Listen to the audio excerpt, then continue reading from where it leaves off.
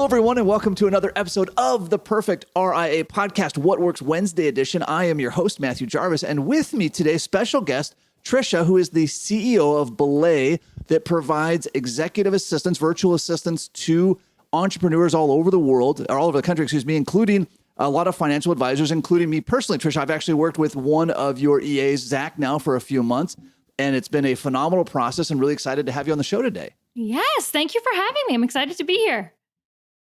Great. Well, let's talk about executive assistants. And in fact, I'd love to talk about some mistakes first. I talk to a lot of advisors. I'm always encouraging them to get an executive assistant, no matter where they are in the spectrum of things. But what are some common mistakes you see people make, like just right out of the gates? Boy, like either we think they can do magic, or I don't explain things well, or I never talk to them. Tell us some things you see. You took all of my words. You took all of my words. Yeah. So they think there's magic. And they have sprinkled fairy dust, and that, it will happen quick and easy and all those things. But like anything, it takes time and commitment, and it's the more you put into it, the more you get out of it. So I think there's that. So with this idea that it takes time and commitment, right? So as an entrepreneur, I'm already thinking, hey, it's faster for me to just do it myself, right? I'll just do it myself. It'll take too much time to delegate.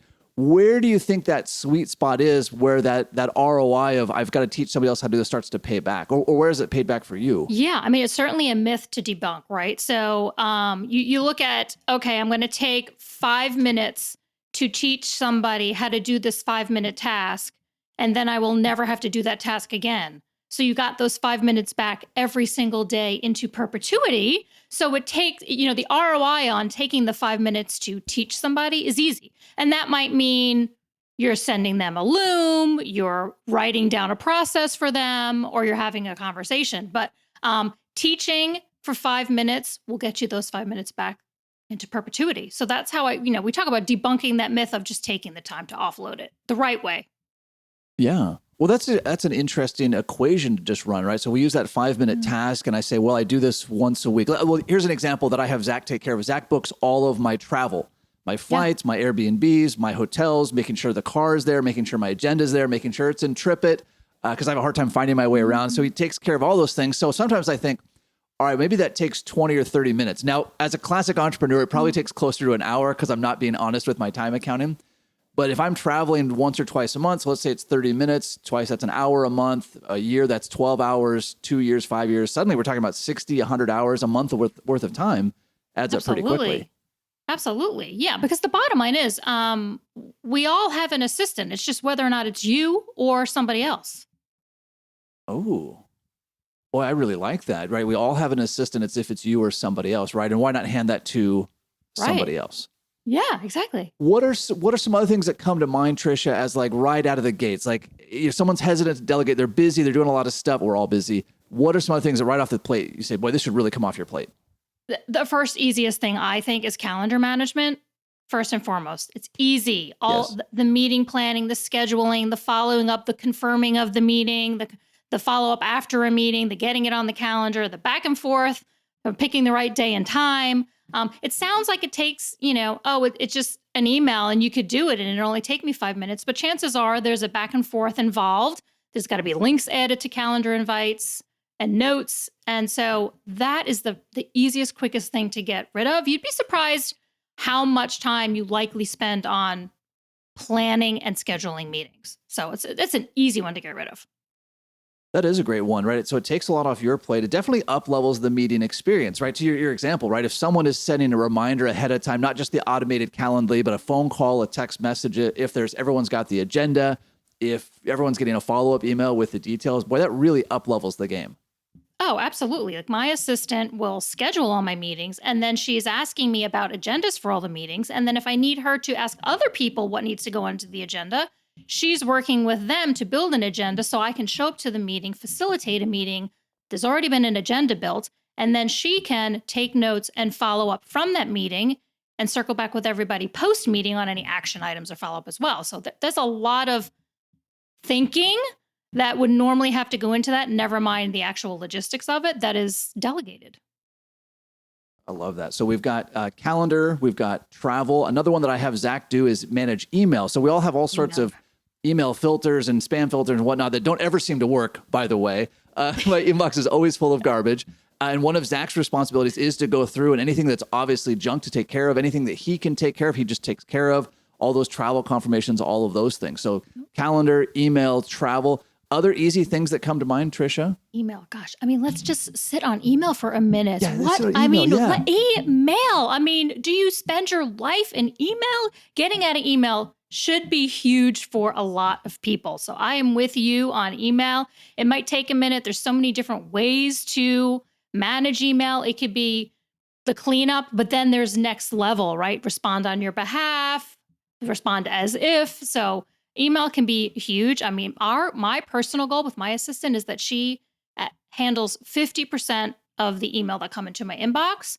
And then we will increase that over time. And then it'll be 75%. And we just look for new ways with which she can handle email on my behalf. So email is to me, also game changing because we spend so much time living and breathing in our email. So, yeah. Outside of that, I would say for me, I was noodling on email. There's I'm like, so many things. I mean, noodle, right? It's just a big one. There's so many other things she does for me. She helps me with some of my social media support. So LinkedIn requests and helping me post and engage on LinkedIn or follow up from people who are reaching me on LinkedIn, making sure I'm active and I'm not missing things that are happening on social media. So that's something your assistant can do for you. And then she does a lot of, in addition to the travel, I'm usually the one, if we're traveling to meet my team, planning meeting agendas, whether that's a board meeting or an executive in-person meeting or a leadership team meeting. So there's a lot of logistics and planning that goes into an on-site meeting, it's hotels and flights and food and reservations and printouts and presentation prep, all of that stuff. That's exhaustive amount of time that I save by delegating that to her. Yeah, then it really up-levels that experience. I was recently doing a mastermind and I had Zach, my EA from BELAY, call all of the Brazilian jiu-jitsu studios in the area to see which one would let a bunch of guys come and wrestle around in the studio. That actually takes more phone calls than I would think, but he was able to find that. So yeah, that's just something I would have never had time for. So now this event has up-leveled because we added this fun activity that I would have never had time to chase down. Yeah, it has intention, it has care, all the details are thought through. So people who are showing up for your meeting feel like they were thoughtfully cared for and that was planned to the nth degree. All the T's were crossed, the I's were dotted, thanks to a great virtual assistant. Yes, that's right. Well, Tricia, let's pivot just a little bit, right? So you and I obviously are 100% on board with the value of having a virtual assistant, an executive assistant. And when I get entrepreneurs to believe that, when they say, all right, I get this idea, I see how much time it's going to save me, the next inevitable question is, where do I possibly find one? And then I'm sure you hear these. It usually goes from one extreme to the other. One extreme is, I'll hire someone full-time myself I heard that I can find somebody in some other part of the country or some part of the world for 2 cents an hour, and they seem to bounce between, right? I'm sure you hear both of these, right? Those I'd say are the two biggest things, is they're going to hire someone themselves locally, so they're not a virtual assistant really, or they're going to outsource out of the country. And believe it or not, there's great options in between. There are great options in between. I ran into BELAY. I was at 2 different conferences, at Genius Network, which is Joe Polish's group, and then at Dave Ramsey's Entre Leadership Summit. I sort of took that as my sign that I should really talk to these people. Now, I've had a full-time executive assistant for years. Colleen's been on my team for 12 years now, but she was at capacity running one of my companies. And so I found myself at this bandwidth where it didn't make sense to go find and hire and train my own person. That felt daunting as well. And so running into BELAY really worked out well. In fact, something that happened along the way as I went through your process, and we'll talk about that, there was a VA that your team had lined up for me. And then at the last minute, she had a family emergency and couldn't take on any new clients.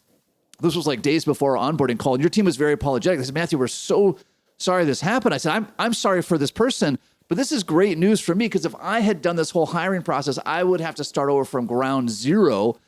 And you found me somebody else within another week.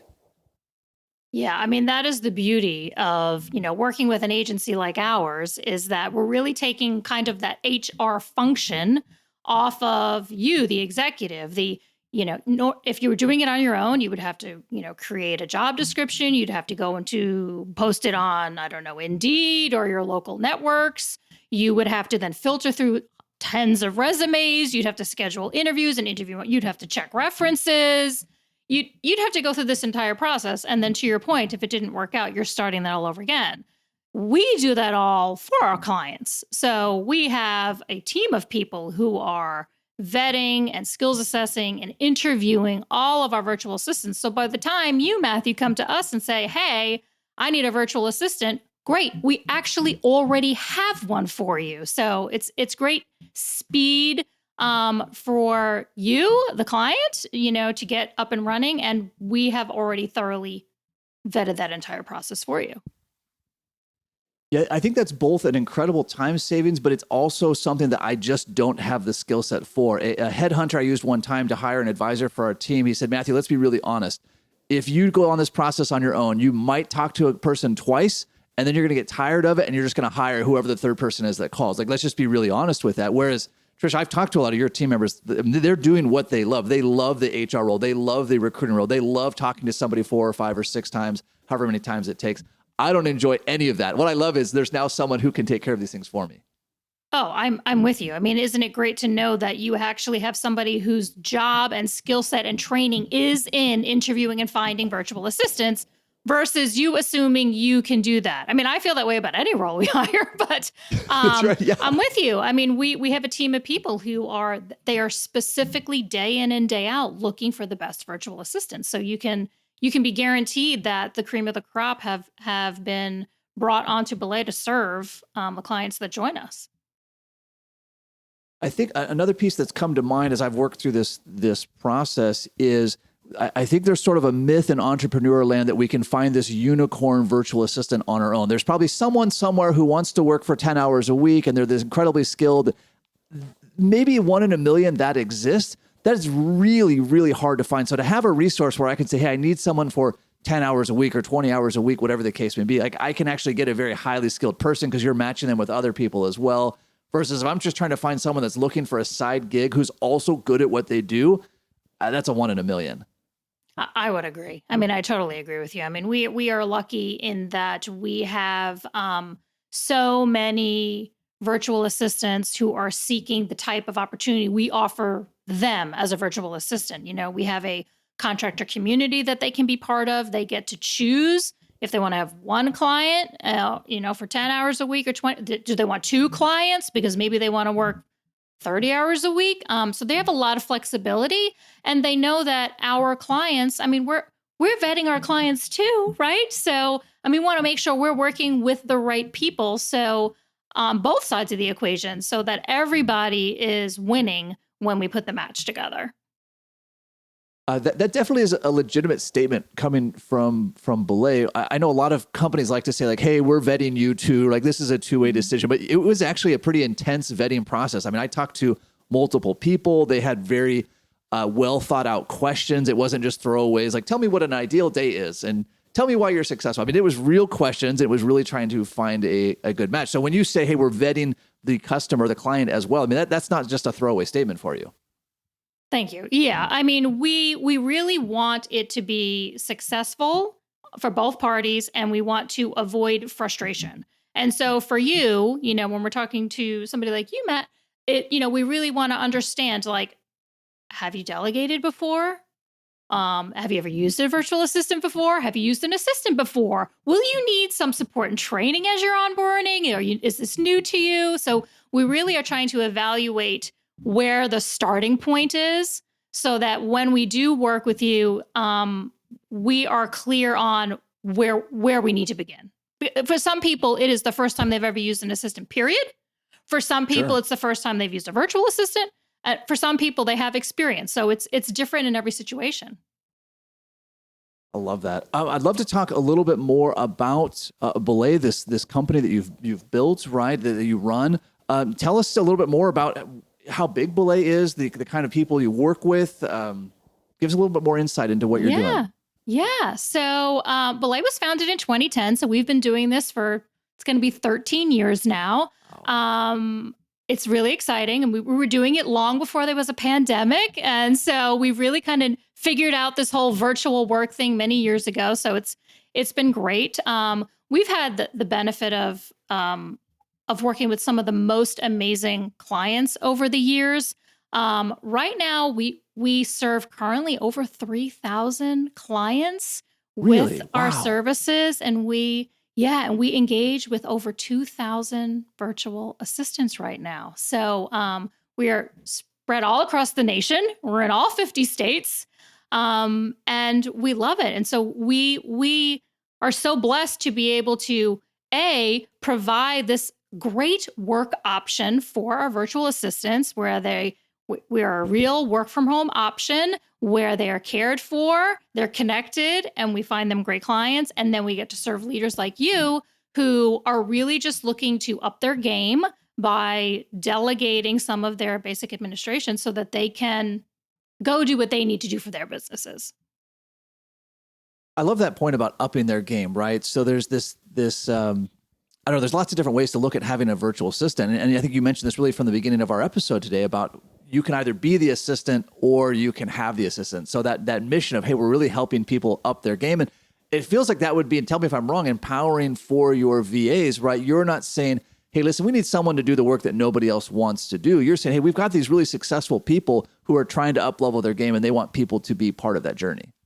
Yes, absolutely. I mean, gone are the days where the hustle is cool, right? I mean, gone are the days where there's a badge of honor that you're like, I worked 80 hours. I'm right. Those days are Yeah. gone. Today there's something to be said about balance, and your work-life balance actually having positive effect on your performance as a leader, as an entrepreneur. So, I mean, we are here to help people really get to the place where they realize that they don't need to work in a burnout mode or work in hustle mode, that they actually can take some things off of their plate that are administrative, hand it to somebody who actually, by the way, this is what they love to do, and help you figure out how they can relieve you so you actually can go have this great, well-rounded life, whether it's take your business to the next level, or maybe it's spend more time with the family or the kids, or it's take the vacation you didn't get to take, or unplug completely from a vacation that you feel you can't unplug from because who's paying attention to the email? But now that person's there for you. Well, I love that. And I love and encourage for our listeners, right, to go through and think about like what would change in your life if you got back 5 or 10 or 15 or 20 hours. Let's even just say, and be curious, Tricia, if you have a ratio on this, let's say it takes a VA twice as long to do it as it takes you to do it. Now, maybe at first that would be the case. I would imagine after a few rounds, they're probably doing it twice as fast as you are because they're actually good at it and it's how their mind works. But for our listeners to really envision, say, all right, what would change in my life personally or professionally if I had back 5 or 10 hours? I mean, let's put that in perspective. 10 hours, that's an entire day, right? So that's an entire day a week that you got back. What would you do with that day? And then with that vision of the day, that's when I would call Belay and say, great, give me somebody so I can fulfill the vision of that day. Absolutely. I mean, it's either ending your day at 5 instead of 7. And what would you do with those evening hours? How present you can be during that time. Or to your point, it's like you've gotten a whole day. You're off on Friday. What would you do if you had a whole open Friday? Would you be networking? Would you go to a cool event? Would you be focused on sales? Would you spend the day strategizing the future of your business? Would you be connecting with people you wouldn't have had a chance to connect with because you're too busy to connect? And so there's so much opportunity of what would be possible. I'll add to that list. So not just the time that you'll save, right? The Friday that you'll get off, the 5 o'clock instead of 7 o'clock. But I would also add the mental energy. There's this well-documented idea that we can only make so many decisions a day. Now it varies, and there's some debate about can you flex that muscle and become more decision. But there's a finite number of decisions. That's why people like Steve Jobs famously wore the same turtleneck every single day. He didn't want to make any decisions. Seth Godin, the famous marketer, eats the exact same oatmeal for breakfast every day. Doesn't want to waste any brain power on that. But so many of us spend so much of our brain power. Should I take the 8 o'clock flight or the 8:30 flight? Should I fly Delta or United? Right? Those are all decisions that are being made, and it's wasting your brain power. That's brain power that you could otherwise use, like you said, Tricia, for your family, for building your company, for marketing, for networking, for high-level decisions. Don't put your brain power towards which flight should I take when it could be, how do I close another deal?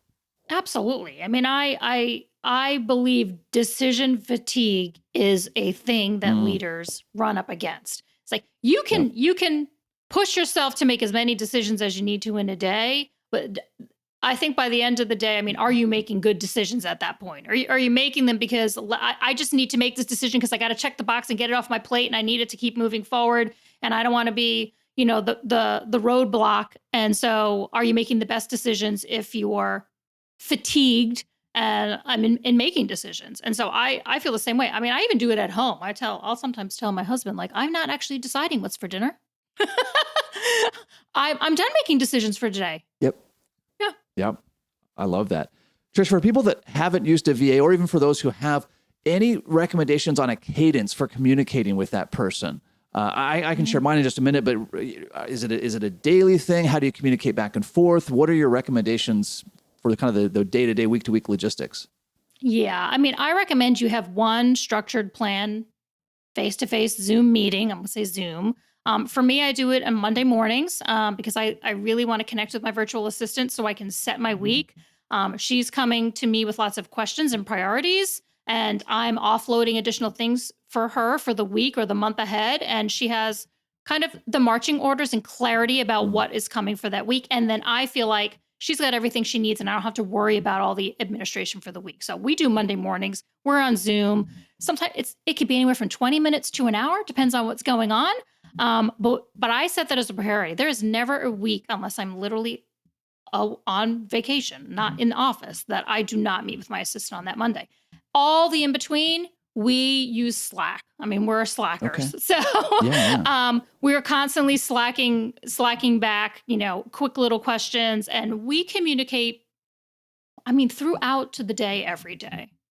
Truly. Because I'm constantly delegating on a daily basis. I mean, my goal is that I want to really flex the delegation muscle and continue to look for ways with which I can continue to delegate to her. And my average week and average month is ever changing. And so there's always new opportunities for me to continue to delegate more and more to her. And she's always looking for opportunities to take more from me.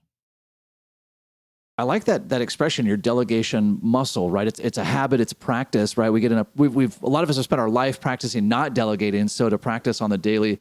I follow a similar format. I meet with Zach every Monday, and then we keep a running Google Doc. So for two reasons. One, I like to kind of see what he's up to just for my own mental peace of mind. But I also warned him when I first started working with him, I said, Zach, there's going to become a day where I'm going to think, I don't know what in the world Zach does. It'll just be that day. Nothing that Zach does. It'll just be me. I'll have that day. What does this person do? And I said, I want to be able to look on the list and see like, oh, Zach's been doing thousands of things for me. They're so smooth that I forget about them. In fact, in my book, Delivering Massive Value, there's actually a couple pages of all the things I delegated over the course of a month or two. But it's a good mental exercise to have that documented and have that in that place. But I love that idea, Tricia, of flex that delegation muscle. Yeah, and I agree with your saying about the doc. It's easy, especially when they're really good and it's become such a well-oiled machine. You kind of, things are happening in the background that you forget are happening in the background, and you might really run up to that, what exactly is going on thing. So I'm with you. Cameron, similarly, she will send me recaps. So usually end of day Wednesday, and then she'll do it again end of day Friday. She will let me know, hey, here's what I'm at on everything. And I would get the list of all the things she's done Monday, Tuesday, Wednesday. And then I get the recap on Friday of what else has happened. And I look at that list and I'm like, man, she is hustling and making things happen in the background. I kind of forget. Yeah. You know, one other thing along that lines is we've got to acknowledge that no matter how well trained or how well selected or how skilled a VA is, even Belay VAs, the mistakes are going to be like they're still human. And I had a thing come up with Zach. We had a miscommunication on some travel. What was great is I just reached out to my relationship manager, Karen, and I said, we got this little issue. Can we solve it? But it was about, let's go back to the system. Like we took time together and said, it'd be easy. And Tricia, I'm sure you find these same scenarios. It would be easy for me to get upset and just say, oh, this person's an idiot or whatever, bad thoughts I want to have.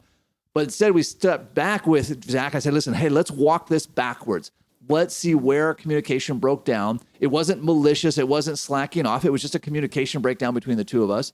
So we just have to keep that in mind with anybody we're delegating to. There's going to be communication breakdowns. And if we address the system and not try to attack the person, we're going to have a lot more success, especially when you have good people like Belay you guys have. Oh gosh. I mean, thank you. And I wish you could just say that all the time, every day to everybody we work with, because it is very, very true. I mean, we are all human.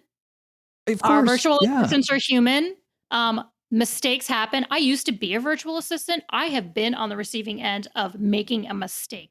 The average person does not show up thinking they want to disappoint you and do something wrong.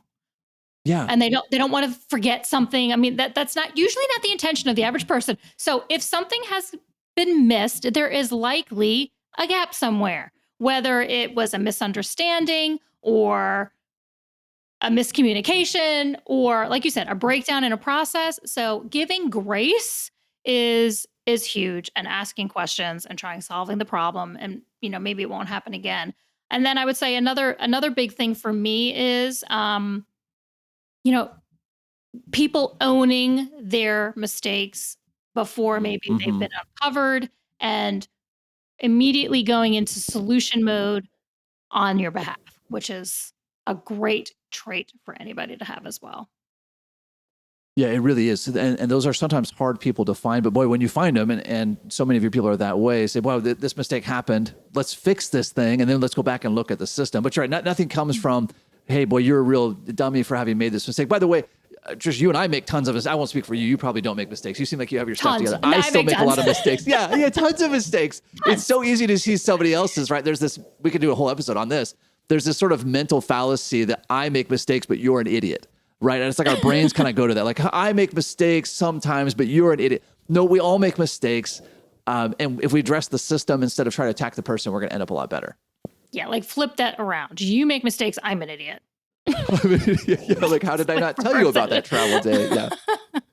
Exactly. Well, Tricia, this discussion has been a lot of fun. I feel that we could do a dozen of these episodes, but I want to make sure that our listeners have really specific action items, things that they can implement. So the very first thing I will put out, your company has published a great ebook, Rise Up and Lead Well, How Leveraging an Assistant Will Change Your Life and Maximize Your Time. Now, what I love about this, and this speaks volumes to Belay, to get this, all you have to do is text the letters RIA, like Registered Investment Advisor, to 55123, and they'll send you a free copy. So often, Tricia, it's like, go to this website, -- type in 15 codes. Nope. Text the letters RIA to 55123, and you will get a free copy of Rise Up and Lead Well, How Leveraging an Assistant Will Change Your Life and Maximize Your Time. This, by the way, is incredibly valuable no matter where you get a virtual assistant. Even if you have one on payroll, if you use a virtual or a contract, doesn't matter. Super valuable resource.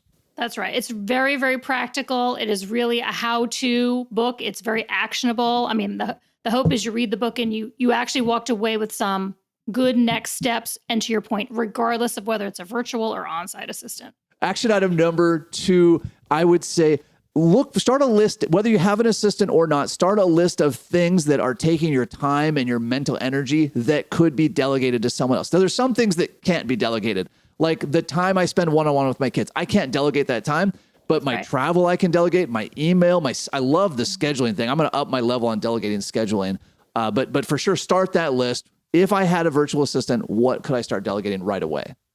Absolutely. And you'd be surprised how long that list would be.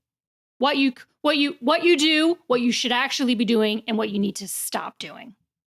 That's right. Tricia, any other action items that come to mind for our listeners as they think about virtual assistants, as they think about delegation, based on your experience having built and run this phenomenal company? Yeah, I mean, I would say 2 things. I would say the first thing would be to actually do a study on your time. So that may mean, take a week or a 2-week period of time and literally just notate what you're spending your time on. Oh gosh, you'd be surprised. People are like, I spend 5 hours a day in email, or I'm spending. Probably, so really, yeah. I mean, you really, it's surprising how much you will undervalue how much time you're spending on some of these things. So I would say really kind of do a little time study. You can make yourself a little spreadsheet, you can use a little calendar, and just notate what you're spending your time on. At the end of that, that's when you can sit down and, to your point, really walk through a delegation exercise and go, oh my gosh, I should be spending half this time on this. I should not be doing this at all. And really walk through this kind of delegation exercise to say, what is possible to take off of my calendar? And then what is the type of person I need based on what that list is, or multiple people sometimes, to take those things off of your list. And then my other tip would be, if you're going to delegate scheduling and calendaring, I would recommend setting up what you would consider to be your ideal work week. And so I do this quarterly or semi-annually because things change, where I am letting my assistant know exactly how I want my days to go so that they don't have to ask me, can I schedule this on Friday at 11? If they already know, I don't take meetings on Fridays. So I take meetings on Monday through Thursday from 9 a.m. to 3 p.m. I like a 30-minute gap in between. I have lunch from 12 to 1. You can schedule accordingly. It gives them freedom to schedule on your behalf without them having to confirm putting things on your calendar. And it works beautifully. Okay. Last and final action item that I would give, if you are ready to up-level your game, if you're saying, hey, I want to go from whatever level of success I'm at, personally, professionally, whatever it is, to the next level, I would challenge you to hire a virtual assistant today and work with him or her for at least 3 months. So give it a 3-month run, because it's going to take you some time. Tricia, we talked about this. It's going to take you some time to train them. It's going to take some time to train yourself to flex that delegation muscle. But here's the worst case scenario. Worst case scenario, you hire someone for 3 months. Now, you use someone like Belay, and I recommend them because I use them. You know you're going to get a quality person. Go for 3 months. The worst case is you're out the cost of 3 months, which is nominal in the scheme of life, and you will have flexed that delegation muscle. You will make yourself a better leader, even if you decide that, hey, you know what, long-term or virtual assistant's not for me. I would be willing to bet, and Tricia, I'm sure you would take this bet, that after 3 months of doing it, you'll see I could never live without a virtual assistant. So take that challenge. At least text RIA to 55123, but call Belay, get yourself a virtual assistant, try it for 90 days, and then let me know. Send an email to lifestyle@theperfectria. And if by chance it didn't work, I'm really curious, but what you're going to do is you're going to email and you're going to say, hey, my life has been transformed. I love it. Thank you. Well, Tricia, thank you so much for being on the show. I look forward to having you on again and seeing you at another event. And for all of our listeners, until next time, happy planning.